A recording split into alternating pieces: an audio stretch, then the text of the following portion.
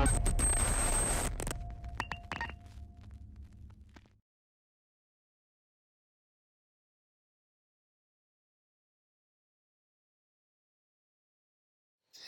I'm Piper. This is my dad, and today is a very special episode of Piper's Notes. Our guest today is somebody that we really are way into. You guys out in the community are going to know her as the better half of the one and only Adam Rotella from 10 Pounds of Podcast. 10 Pounds of Podcast is a very important part of our household. And you guys have known this guest because she was the female anchor of 10 Pods for a long time. This is the uber cool, freaking way rad Hailey Way. How you doing, Hailey? Hey guys, I'm fantastic. It is warming up here in Austin, Texas, but I'm just hanging out, playing dress up like I do in this quarantine time. So I'm happy to be here on Piper's Notes. Awesome, thanks for joining us. Now you kind of live a lifestyle of dress up, don't you? You run a consignment business, or along the lines of what we in Chattanooga know as Plato's Closet. Tell us about that. Yeah, we have a Plato's Closet here. We have several. So I used to actually shop there back when I was a teenager. But, you know, I've worked in retail and digital marketing. But recently I've been starting to sell my own stuff just from my closet and from thrifting on the Depop apps and Poshmark. So it's kind of like buy, sell, trade. And they make it really easy for you to ship things from your house or the local postal service. So I've been doing that a lot lately since we're all stuck at home and in between my digital marketing freelance stuff. So that's been really fun. Well, where can our viewers, where can they find you at digitally, online and all that? What are your platforms? Sure. Find me on Instagram on the Wayback Closet. So it's kind of a play on the Wayback Machine. If you remember that cartoon. Yeah. It's really old, but also in my digital marketing days, there's a play. It's called the Wayback Archives, the Wayback Machine, and you could look up like different websites from like all the way back to like the 90s, and they show you like what they looked like back then. So I was like, oh, makes sense, and my last name's Way. So the Wayback Closet, Instagram. My name is haileyaway on Twitter as well, and my blog as well is thewaybackcloset.com. So I do some writing as well, and that's my little personal space to write about lifestyle and fashion and kind of what we're doing there. Right. So you're, and I don't want to make this about Adam Rotella at all, and I won't. But I have to know, like how our viewers. Adam, we love Adam. Adam is one of the reasons that we even started this project. He's a huge friend. We've never met him. Well, we briefly crossed paths in person. But how did Hailey and Adam meet? How did your paths cross? We got to know. Oof. That's a funny story. We met in retail. So we were both working in fashion, I guess. We worked at H&M together, and this was pre-dating apps, and our friend actually, a mutual friend of ours, introduced us to each other. So we kind of went on a blind date almost. And it was kind of over Facebook. We kind of added each other. We're talking, and we met up together, and it pretty much was a blind date. So I had quite different hair. It was long brown hair with bangs, kind of like Zooey Deschanel, if you know that character. Yeah. So I was a different Hailey back then, and then kind of influenced my style, and I always wanted to chop my hair off and be blonde, so I was like, let's do it. So this is all grown out. I used to have a cool pixie cut. I've had a lot of different hair colors growing up in my late 20s, so I've had pink hair, purple hair, had like Kool-Aid red hair, so I've just sort of embraced that as my kind of chameleon-like skin, I guess. And yeah, we've traveled together, and we got into the NWA when Adam heard that Billy Corgan bought the NWA, and I was like, I have no idea what that is. So that was really cool to see it develop from the ground up. And we were still living in Vegas at that point. And what was great about living in Vegas is that we could drive to LA pretty easily. So we would go up to the small Ocean Pavilion Center when they were just starting out to do shows. Right. And that was so fun because I love going out to LA, and then we also got to watch this wrestling thing develop, which was really cool. Yeah. Well, go ahead. Is it hard to maintain your hair? Because a lot of people say it's hard to maintain like a lighter colors in hair, like blonde hair. Yes, it is. So I would definitely say just be cautious and, protect your hair too. Like it is damaging, but and it's expensive too. So I would go to the schools actually. Someone would recommend a school like the Paul Mitchell School where it's a little bit cheaper. But do your research because you are taking that risk because they're students. But I've always had really good outcomes, and I take care of it. Like if it's a really light color, you have to moisturize it so much. So I was moisturizing it very frequently, living in the desert because it's very dry. It's different here. It's very humid. It's nice. It's kind of tropical. So yeah, definitely that's one thing about coloring your hair. So I've loved this taking a break since nothing's open. So it's gotten a little bit back to its roots. And I'm embracing it. It's kind of this like it's kind of Bowie actually, isn't it? Yeah, it's growing into that sort of long, shaggy Joan Jett Bowie thing, which I'm totally digging. I'm like, I don't need a haircut quite yet. It's fine. Right. So I'm not sure what's next in terms of my hair color. So you live in one of the coolest cities in the United States, Austin, Texas, we love it. My wife's never been to Austin. I've been really in my military days. I would do some concert hopping quite a bit, and we'd always end up going to like South by Southwest. So when you're not locked down or when you're not at work, how does Hailey Way spend her time in Austin? Sure. Well, thankfully, we live by a park, and I love going outside. And being from Seattle originally, it's just all nature. So besides my fun, like little fashionista kind of world, I'm a huge nature person too. So I love going outside and taking walks. And I used to have a bike too, so I'm playing around with getting a bike again. Other than that, I can be found at a coffee shop. I love there's so many cool little coffee shops that do live music, and I'll just pop down and do my work there. And then also, when I was developing my shop, I went to some pop-up markets in Vegas, and the Austin community is huge with the vintage reselling. There's so much Western wear here, obviously, so that whole world's kind of opened up, and I've sort of joined the community. I was just featured on a gal's Instagram on Sunday. I did a little IG takeover. Exciting. For my shop, and I got to showcase some things that I was selling as part of the Austin vintage family. So it's been really cool to see how the small businesses are adjusting to the quarantine, and hopefully we can all gather together at the markets, because that's my favorite thing to do. Like, if I have a day off on Sunday, I'll go out for the day and do that. Right. Yeah.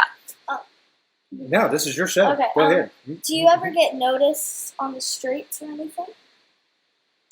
I have, actually, a few times. And I work at a restaurant sometimes, too. We both work in the service industry a few days a week when we're not doing this. And I've gotten the rock star several times. Or like, are you in a band? I'm like, man. So I would say the same about yeah, you and Adam both have like distinct looks that are like deliberately crafted. And if I would run into you two, I'd say this is a band, man. These guys are rock stars. Yeah, they just look so good. Yeah, I've gotten noticed that way. Like, are you in a band? I had an Austin Community College photography student actually chat me up at my work and was like, "Hey, I'm looking for someone to do like a fashion shoot based on a photographer that we're doing, if you're interested." And I'm always interested in collaborating, so that's really fun to do. And I just like showcasing my personality through style, and it helps people with their passion too. So that's the really great joy about it. Well, one of our missions with Piper's Notes is we've talked about this. We want to bridge the gap between, well, not bridge the gap because I don't really think there is a gap, but we want to kind of illustrate that pro wrestling is an avenue, and it's a place for people who are refined, who are cultured, who have a sense of fashion, theater, music, all those things. And so obviously you have come to embrace that. What for you is what was the selling point? How do you see wrestling converge with your interest in fashion and theater and those kinds of things? Yeah, when I first was introduced to wrestling, I think Adam was just getting back into it. This was like 4 years ago probably, and we were still living in Seattle, and we watched Daniel Bryan retire for the first time when he had his major injury. And it kind of hit, I don't know, it kind of hit home to me because we were in Seattle probably, but I started watching a few of the matches, and then we watched Bailey and Sasha when they were in NXT together at that really well-known match. That's probably one of the best matches to date that they've done at the Barclays Center. I can't remember which one, but it was really like her personality, like Bailey, like babyface Bailey was my first like favorite. I was like, this is my girl. She's from the 80s, got the hair, got the like Macho Man streamers, and I was like, that's theatrics, and that's a character like I can get behind. Versus Sasha, which was kind of this like bad girl, and the two of them just had this chemistry. And then Adam said, you know, it's kind of like ballet with throwing people in steel chairs. And I have a ballet background and a dance background too. So I was like, this really resonates to me that way, as being a part of the arts industry as well as the athletic industry too. So it really hit home to me that way. Right. And it can be balletic too. Oh, absolutely. We were so brokenhearted with Bailey's change of philosophy, because I really like Me too.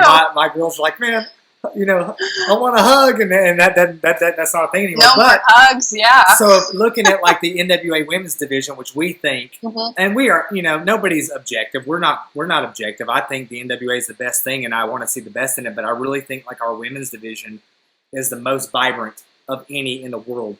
So you throw out women like Melina, Camille, Thunder Rosa, Allison Kay. Which of those like do you most identify with? There's so many different personalities. Yeah, absolutely. I have to say Thunder Rosa at this point. She's really she's a strong girl, strong woman, and she embraces her culture and is like totally unapologetic that way.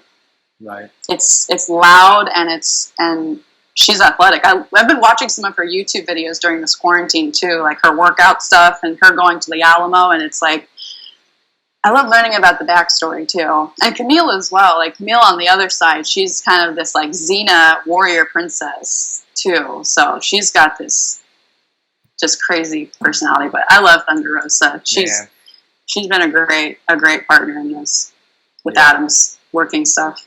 Yeah, their stuff is great. I love the one, again, not to bring it because this is the Hailey Way show today, but that I just have to, that episode. He totally helped develop her YouTube live stream, and when they did the when Thunder Rosa and her husband did the How Well Do You Know Your Partner? Gosh, man, I was like, we gotta play that. Oh, we're gonna do it too. Tanya and I, we're gonna start doing a Stinson Vision show to do that kind of routinely. But I'm just thinking about it's going to be iconic, that scene with Adam Rotella dancing. Gosh, man, it's like... I told him, I was like, you have to bring out your ukulele again. It was perfect, man. It's like, I was like, that's him. That is him. Yeah. But so I really like theater. So do you have a favorite, like, Broadway musical? I'm so glad you asked that. Yes. When I was probably 13 or 14, I was obsessed with The Music Man. That's one of my all-time favorite films, the original, like, 1963 one with Robert Preston and Shirley Jones. Like, I fell in love. I watched the Disney one with the newer one first, and then my dad showed me the original, and I was enthralled with it. I just studied it, and I was never part of a theater group in high school, but I was very involved with dance, and I kind of wish I was more involved with the theater group because I loved the musical part about it, like the show tunes part of it was really fun because we couldn't talk when we were dancing. So I did do several musicals in high school. I did Bye Bye Birdie and Grease when I was a freshman and junior in high school. So The Music Man. And it's another one. Oh, I love Mamma Mia as well. I'm listening to a lot of ABBA lately. I don't know why. Great, man. I think it's his hair growing out. I'm like, I feel like ABBA right now. So that's a great deal. That look is rocking in Sweden, you know. Yeah, right? But we're in our house. It's like we're on a big rotation between like Jesus Christ Super, the Andrew Lloyd Webber stuff, like Phantom of the Opera, Hamilton. It's not Andrew, I love Phantom of the Opera. That's my absolute favorite. But she's getting into. I love Hamilton. We watched Cats recently. Love Never Dies. I like Love Never Dies too. It's really good. So that's cool. So and actually, Music Man is coming on Broadway in the Winter Garden Theater. Is it? Yeah. Oh, wow. I had no idea. Yeah, I saw a version of it in my hometown. A more professionmal version of it, but still a local theater did it, and just the show production was outstanding. And then my community theater did Oklahoma once as well. That's a classic. And I think at one point we had Carousel on VHS, and we had the album as well. That's cool. We did the Chattanooga Theater Group here. We're in Chattanooga, Tennessee, about an hour and a half north of Atlanta. And they did a production of, they did a rock musical of The Crucible. Like, they maintained the integrity of the play, but it was amazing. And they did one run. I was like, man, I hope they do that again. But theater's a big I love part those crossovers. Yes, absolutely. I want to do theater. Yeah. Keep doing it. Heck yeah. I had tons of friends in high school that went to theater route. It's awesome. I was always just kind of in the background dancer, but it was good fun. I loved being in the chorus. I can't see you being in the background. You're cool, man. Your personality is cool. I think you got front woman status, so for sure. We're shooting for it. Yeah. Yeah. Well, let's rock out, man. We picked out. We've been thinking about this, and I talked to Adam a little bit. I wanted to do something that matched your personality and taste, and I found out just through my research on the interwebs and whatnot that you are a huge David Bowie fan. And so I like David Bowie. I'm not as well versed in him as him, but I'm a big Cure fan, and Robert Smith venerates. Yeah. He venerates David Bowie. He always talks about him, and that's one of his big influences. So, just looking up, I found out that most sources will tell you that the best David Bowie video ever is Underground. So, we're gonna watch that one. And speaking of musicals, Labyrinth. That's right. Oh my gosh, good one. Tell you what. I mean, that's it. One of the best. That was my brother's influence. Well, we'll start this on a count of 3, okay? 3, 2, 1, go, and then we'll do it, all right? Sounds good. 3, 2, 1, and go. All right. It's kind of creepy. It's got an ominous feel. And so this was like from what I hear, this was about the time of Labyrinth. Yeah. But look at his look, man. David Bowie's just got a freaking awesome look. Looks like they're in the Cavern Club from when the Beatles first started. Yeah. Almost. It's like it's a cold day there. Aaron, what were you saying? Yeah. He kind of looks like a vampire. Yeah, he's got that. He's got those very chiseled facial features and all that. He could easily play in True Blood or something like that. Or. Yeah, I could see that. You don't ever see him in like a vampy look, really. He's always either in a really outlandish getup or one of his personas. He did a collaboration a few years ago with what was that? Snakes. A snake. He did a collaboration with Trent Reznor, didn't he? Really? Americans or something like that, I think is what he called. But a picture of him and Trent Reznor on Instagram. Oh, really? We love 9 Inch Nails, man. Yeah, it must have been from that time period. I think it was probably in the 90s. There is and here he is just descending into the netherworlds. Look at oh, whoa, that's cool, man. It's like, that went all the way back to like Ziggy Stardust and everything. That was cool. Oh my gosh. And this is kind of like a-ha's Take on Me. I was just going to say that, yeah. The stop motion illustrations. Ooh. Now this is cutting edge. This is cutting edge back in the day. Yeah, because when was this? Gosh, man. So, early 90s? Maybe even Late a little bit 80s, earlier than late that. 80s. Yeah, maybe 88, 89. It might be. Yeah. I'm mesmerized But- by the art. Probably late 80s. Yeah. Well, I'm getting this. It's definitely some got an net- ominous feel. Yeah. And you see Maybe the the space. characters here. That's cool. And the crystal ball. Yeah. He has such a good voice. I mean, like it's like I think we were talking with Donna Wrestling or something about like the 2004 production of Phantom of the Opera. How you felt like the torturedness in the voice, and you feel like David Bowie's voice is always so tortured, you know. And we got he's always trying to pull something even more out. look at all these little elements. It's a very different look for him. I haven't seen this one before. Kind of almost like Morrissey. Do you listen to Morrissey or the Smiths or anything like that? Yeah. Oh, the Smiths. Yeah. Mm-hmm. Look at these guys. This is a character from Labyrinth, I think, right? Yeah, that's one of the Muppet characters. Have you seen Labyrinth? No, but that character looked like someone from the Dark Crystal or something. Yes, that's what I meant. Yeah, I think that was Crystal. Have you seen Dark Crystal? I've seen Dark Crystal. Yeah. It's But you've not shown Labyrinth to you? Gosh, I'm failing. I'm failing as a dad. My brother, huge Dark Crystal fan. He showed me Dark Crystal. Ooh, I love the hand. Hand shadows. Very artsy. Very, very Austin. You know. Mm-hmm. There's even more characters now. They're coming out of the woodwork here. He's got that rocking that business. Got that sway, that swagger.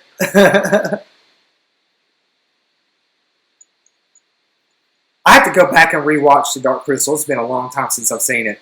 Same. Yeah. And they just made a TV series. Oh. On Netflix. So, Hailey, what is your favorite? What is, like, in your mind, the essential David Bowie song? My essential David Bowie song, "Life on Mars." Probably that's a hit, but I love it. It's so good. The song from Labyrinth, "As the World Falls Down," that kind of like lullaby, the dreamy lullaby. That's one of my favorites. "Oh, You Pretty Things." It's another one of my favorites. I don't know the Station to Station album very well, but that was one of my favorite like personas. And then "The Prettiest Star," actually, from Aladdin Sane, is a pretty like it has kind of a doo-wop kind of vibe, like it's kind of like a 50s old pop rock vibe to it. So it's a little bit different musically than most of his other stuff. So I really like that one too. I'm a huge mark for that early Beatles stuff. Sure. I like how you said a huge mark. That's cool. Yeah. I don't know in my unlimited vocabulary of wrestling. That's right. Yeah, we're the same way. We'll tell people, I'm a mark for Ronald Acuna Jr. We're Braves fans in our house, and they're like, "What do you mean by you're a mark?" It's like, my bad. We're really I don't throw fans. it a lot. Like I don't throw it around a lot in real life, but like if I'm on a live stream, like I watch this comedy live stream, and I'll throw it out there all the time, and they get it because they're in like a comedy world and they use it too. So I feel like one of the things that Tanya and I, my wife, and you guys will see more of her in future Stints and Vision productions, but one of the things that we love, like stand-up comedy. There's a really neat underground comedy scene here in the city of Chattanooga, very vibrant. But I see like you and Adam going off and like going and doing stand-up comedy shows, not necessarily performing, but going and enjoying that. We have a few times. When we were in Seattle, we saw an underground like open mic. Like this is when we first got into our place, and it was a riot because you see like the full spectrum of people there, like people that have been doing it forever and they're just kind of practicing the craft, and then you see the new people that are just like, hey, why not? Let me just give it a shot and go up there, and if I bomb, I bomb, and it's fun. Everyone loves it. I think everyone has a good time, and he's done it before. Like he was a Jungle Cruise skipper at Disneyland. Yeah, you see that come out all the time. Man, that Joker. And I went on that my first time, like My first time to Southern California was with him, and my first time to Disneyland too. I never went as a kid. So going as like a 26-year-old was pretty surreal, and it was so funny. It was different. It's just different. So yeah, we haven't been to a comedy show in a while. Yeah, I would love that. So I noticed your ink there on your arm. How many tats do you have? Yes. Let's see, 1, 2, 3, 4, 5, 6, 7, 8. So I have my arm. I got some stuff on my arm. Do you know Twin Peaks? Oh, the show. Yeah, I'm a huge Twin Peaks fan. So that's from Twin Peaks. Yeah, Laura Palmer, man. I'm still good, Laura Palmer. Yeah, exactly. Yeah, that's from Twin Peaks, and David Bowie was in the Return briefly. I was right. Oh, this is like the prequel Twin Peaks. So I was geeking out over that, and then I have my eye right here. I always want more. And I tell people all the time, like, your worldview changes. The first time you get a tattoo, everything you look at, you're like, man, that'd be a cool tattoo. Everything. It's so funny. Yeah, anything I read or any kind of symbolism, I'm always thinking about that. My first tattoo was this arrow, and I thought about it for such a long time because I really wanted kind of something that represented like moving forward, and I was like, an arrow would be kind of cool. It's kind of like Robin Hood, and kind of like I grew up in the woods in a small town, so I thought about it for a long time, which is smart. So that was my first tattoo. And I just was like, now looking at all those other symbologies, I'm like, I want to get some more. Is there one that's like most important to you?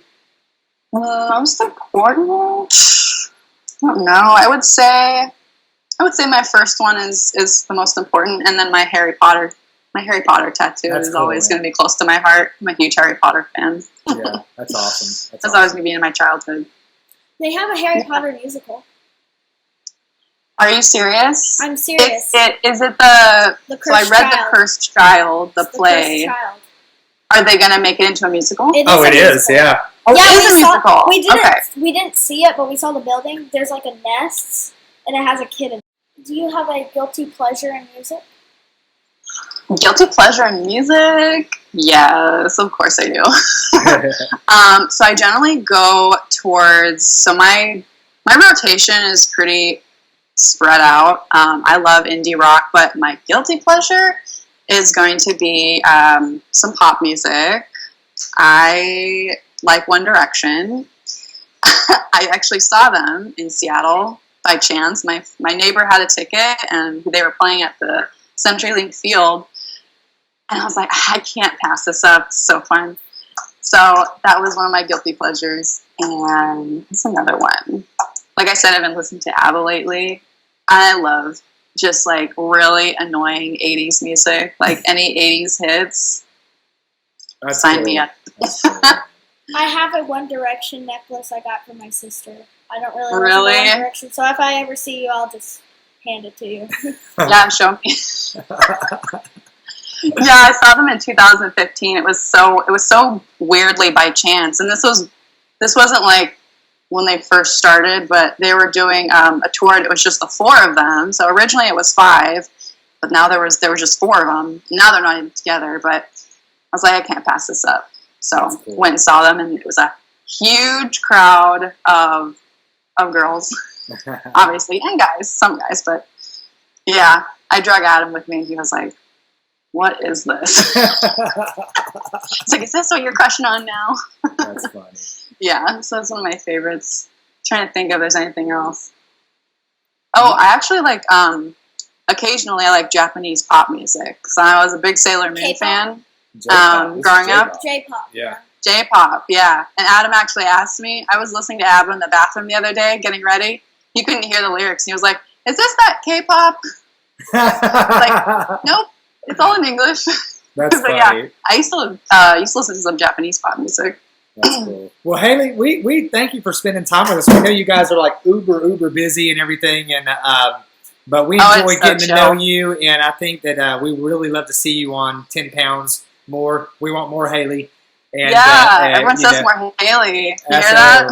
So to the extent that you're able and he's willing, we'd love to have your contributions and your insight, and you just bring a great style and and the look to it and everything. So thank you for hanging out with us. That's so kind. I hope to meet you guys soon in person. It's been so fun. Thank you again for having me. This is awesome. Hailey. I love doing this stuff. So anytime.